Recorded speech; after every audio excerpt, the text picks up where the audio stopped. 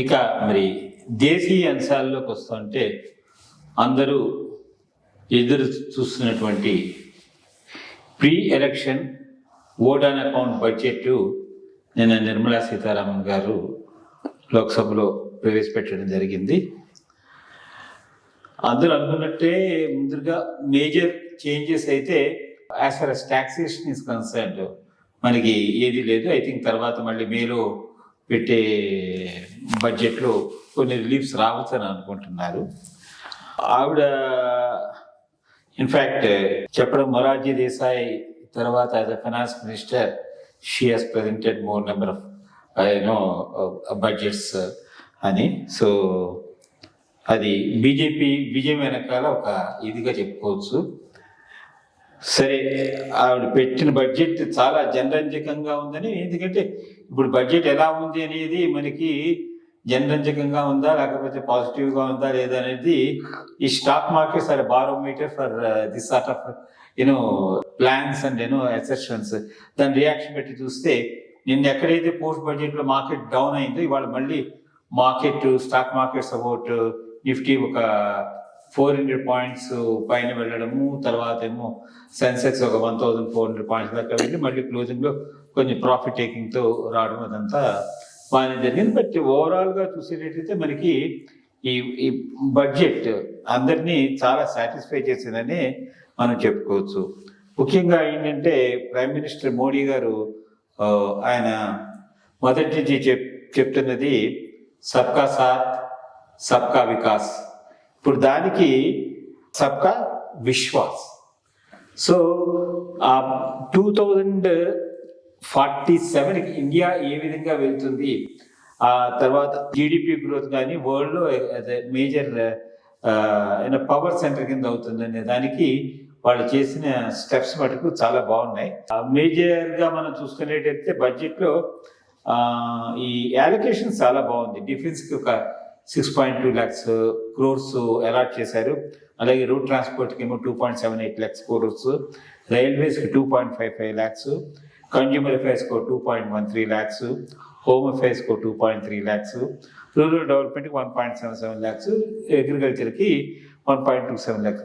So ఈ allocations బట్టి చూస్తే బీజేపీ యొక్క స్పెండింగ్ ఇది చూస్తుంటే while supporting the low and people, వాళ్ళు ఏంటంటే they are trying to elevate their poverty levels to a certain extent. Step by step చేసుకుని, అంటే ఇప్పుడు మనకి ఇటు తెలంగాణలో కానీ ఇలాంటి ఆంధ్రప్రదేశ్లో కానీ చూస్తుంది మొత్తం అంతా ఫ్రెబీస్ ఇచ్చేసేసి ఇది చేయకుండా వచ్చిన ఇన్కమ్ బట్టి సస్టైన్డ్ డెవలప్మెంట్కి ఇంతవరకు గ్రోత్ ఫ్యాక్టర్ అనేది చేశారు. అదే మనకి రేపు దీంట్లో కూడా కనబడుతుంది. ఇన్ఫ్యాక్ట్ ఏంటంటే ఈ గ్రోత్ ఇంజిన్ అనే దాన్ని ముందుకు తీసుకెళ్ళడానికి నిర్మలా సీతారామన్ బడ్జెట్ చాలా దోహదపడుతుందని అనుకుంటున్నాము. సో బడ్జెట్ మీద యాజ్ అన్ ఎకానమిస్ట్ మీ అభిప్రాయం ఏమిటి? రైట్, అంటే బడ్జెట్ ఎప్పుడు కూడా నాకే వచ్చింది, ఏమి రిలీఫ్ ఉన్నది అనే రకంగా చూసుకోవటానికి మనం అలవాటు పడిపోయినాం. బడ్జెట్ అంటేనే ప్రతివాడు అక్కడ కూర్చొని ఇన్కమ్ ట్యాక్స్ స్లాబులు తగ్గిస్తారా, ఎక్సైజ్ డ్యూటీలు తగ్గిస్తారా, కస్టమ్ డ్యూటీస్ తగ్గిస్తారా, లేకపోతే జిఎస్టీ తగ్గిస్తారా, ఫ్రీబీస్ ఏమొస్తున్నాయి అనే దానికి అలవాటు పడిపోయినాం. సడన్గా ఇటువంటి ఇష్యూస్ ఏవి డిస్కస్ చేయకుండా మ్యాక్రో ఇష్యూస్ మీద ఫోకస్ చేసి రియల్ డైరెక్షన్ ఇచ్చినటువంటి బడ్జెట్లలో ఇది ఒకటి. ఇంతమటుకు చదువుతూనే ఉన్నది. ఇది ఈ ఇంటర్మ్ బడ్జెట్ కూడా ఓట్ ఆన్ అకౌంట్ బడ్జెట్ అయినా కానీ, ఎందుకంటే ఇప్పుడు ఒక రకంగా ఏప్రిల్లో ఎలక్షన్స్ తర్వాత మళ్ళీ ఈ ప్రభుత్వం వస్తుందనేది ప్రతివాడు గట్టిగా నమ్ముతున్నాడు. కాబట్టి ఇప్పుడు ఏ రకమైనటువంటి డైరెక్షన్ ఇచ్చారో అదే డైరెక్షన్ మళ్ళీ పెట్టబోయే ఫుల్ బడ్జెట్లో కూడా ఉంటుందనేది ప్రతివాడికి తెలిసినటువంటి విషయమే. ఈ బడ్జెట్ ముందు 2 విషయాలను గట్టిగా మనకు తెలియజేస్తుంది. ఫస్ట్, మోడీ ప్రభుత్వం రాజకీయంగా గట్టిగా స్టెబిలైజ్ అయింది. స్టెబిలైజ్ కాంది ఇంత మంచి బడ్జెట్ ఇవ్వటానికి ప్రయత్నం జరిగి ఉండేది కాదు. ఎంతసేపటికి వాళ్ళని అపీస్ చేయాలి వీళ్ళని అపీస్ చేయాలన్నట్టే బడ్జెట్ నడిచి ఉండేది. కానీ ఫండమెంటలీ గుడ్ బడ్జెట్ ఇద్దామనేటటువంటి భావన ఎలక్షన్ ఇయర్లో రావటం అంటే రాజకీయంగా చాలా బలంగా ఉన్నాడనేది తెలుస్తుంది. రెండోది, ఆ బలమైన రాజకీయాన్ని ఫ్లాగ్గా తీసుకొని సరైన డైరెక్షను భారతీయ ఆర్థిక వ్యవస్థకు ఇవ్వాలి అనేటటువంటి పద్ధతిలో జరిగినటువంటి ఒక పెద్ద యత్నమే ఈ బడ్జెట్. అందుకని ఈ బడ్జెట్ ఇండివిజువల్గా చూడకూడదు కూడా. ఇది కంటిన్యూ. వీళ్ళు ఇప్పుడు 10 ఏళ్ళు పవర్లో ఉన్నారు. ఒక స్ట్రాటజీ ప్రకారం దేశాన్ని అభివృద్ధి చేయాలి అంటే ఏ విధానాలను ఫాలో కావాలి అని అంటూ దాని ప్రకారమే పోతూ ఉన్నారు. పెద్ద షాక్ మాత్రం కోవిడ్ ద్వారా వచ్చింది. లేకపోతే ఈ ప్రాంతాలకే ఫిజికల్ స్టెబిలిటీ అవి వచ్చిండేది. దాంతో ఎక్స్పెండిచర్ పెంచాల్సిన అవసరం వచ్చింది. ఆ పెంచిన ఎక్స్పెండిచర్ నెమ్మదిగా ఇయర్ బై ఇయర్ తగ్గించుకుంటూ వస్తున్నారు. అదొక మేజర్ థింగ్. సరే, దాని తర్వాత యుక్రెయిన్ వార్ పెద్ద షాక్. బట్ కోవిడ్ అంత షాక్ కాకపోయినా అది షాక్. బట్ కోవిడ్ కన్నా బెటర్గా ఉక్రెయిన్ వార్ షాక్ నుంచి భారతదేశం బయటపడింది. సో వీళ్ళు బ్రాడ్గా 2-3 ఇష్యూస్ మీద పోతున్నారు. ఇంత మటుకు ఎప్పుడూ లేని విధంగా కంటిన్యూస్గా మూలధన వ్యయం, క్యాపిటల్ ఎక్స్పెండిచర్ మీద వీళ్ళు బాగా కాన్సన్ట్రేట్ చేస్తున్నారు. అదే సిస్టమ్ను నెక్స్ట్ ఇయర్ కూడా వాళ్ళు ప్రొజెక్ట్ చేశారు. క్యాపిటల్ ఎక్స్పెండిచర్ చాలా పెద్ద పీట వేశారు. Everything there is a substantial increase on the capital expenditure side. ఈ వెల్ఫేర్ తీసేయలేదు, విపరీతంగా పెంచలేదు. ఎలక్షన్ ఇయర్ కదా అని విడిగా చేసి మొత్తం ఎకానమీనే దెబ్బతీసే విధంగా దానిని పెంచలేదు. దానికి ఉండాల్సిన రెస్ట్రిక్షన్స్లో దాన్ని ఇచ్చారు.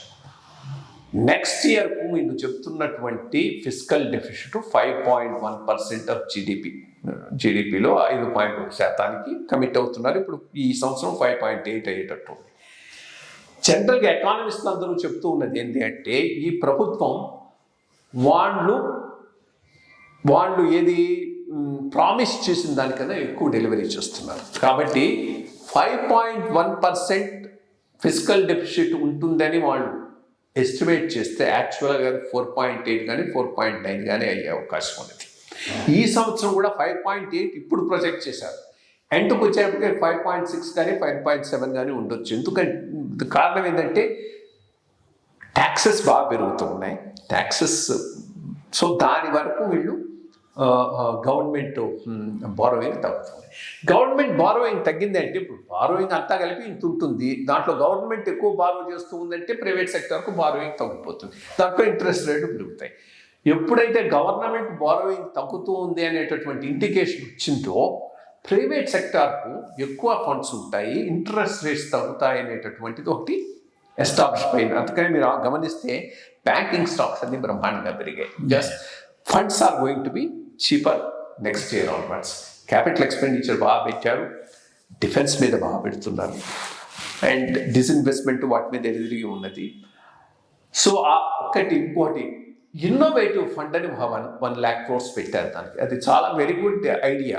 దాన్ని ఎట్లా ఇవ్వాలనే ఫార్మాలిటీస్ షార్ట్లీ వస్తూ ఉన్నారు. బట్ బేసిక్గా ఇంట్రెస్ట్ ఫ్రీ లోనింగ్ కానీ, తక్కువ ఇంట్రెస్ట్ రేట్ కానీ, ఎక్కడెక్కడైతే ఇన్నోవేషన్స్ చేస్తూ ఉన్నారో చాలా అవసరం. బట్ ఇంత జరుగుతున్న 2 ఏరియాస్ మీద మాత్రం బాగా కాన్సన్ట్రేట్ చేయాల్సిన అవసరం ఉన్నది. వీళ్ళు మళ్ళా ప్రభుత్వం ఫామ్ చేసిన తర్వాత ఈ 2 అంశాలు కనుక కాస్త విస్మరిస్తే పొలిటికల్గాను కష్టమే, సమాజానికి కూడా మంచిది కాదు. ఒకటి, అంతరాలు పెరుగుతున్నాయి. ఈ ఇన్ఈక్వాలిటీ, ఎకనామిక్ ఇన్ఈక్వాలిటీ విపరీతంగా పెరుగుతూ ఉన్నది. దానికి ఏదైనా చేయాలి. సమ్ పాలసీ ఫార్ములేషన్ ద్వారా ఈ ఇన్ఈక్వాలిటీస్ని తగ్గించడానికి ఏం చేయాలనే దాని మీద చాలా ఆలోచించాల్సినటువంటి అవసరం అయితే ఉన్నది. చాలా అవసరం. రీజనల్ ఇన్ఈక్వాలిటీస్ను కూడా అడ్రస్ చేయాల్సినటువంటి అవసరం ఉంది. ఈ 2 చాలా ఇంపార్టెంట్. మూడోది, ఈ మంచిది ప్రాబ్లం మన ఇండియాకి కాదు, ఆల్ ఓవర్ ది వరల్డ్ కూడా అనిపిస్తున్నది, గ్రోత్ వితౌట్ ఎంప్లాయ్మెంట్. ఈ గ్రోత్ జరుగుతూ ఉన్నది, బట్ ఎంప్లాయ్మెంట్ పెరగటం లేదు.